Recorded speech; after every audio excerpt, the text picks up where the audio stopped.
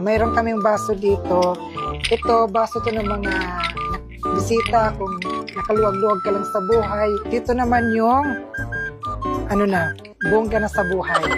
Tapos ito naman yung kitchen na dala, table napkin. Dito ako nilagay ko yung cellphone ko. Tapos makikita nyo, ayun, may doon higaan. One way lang kasi yung bahay namin. Pagpasok mo, labas agad. Dito yung labas.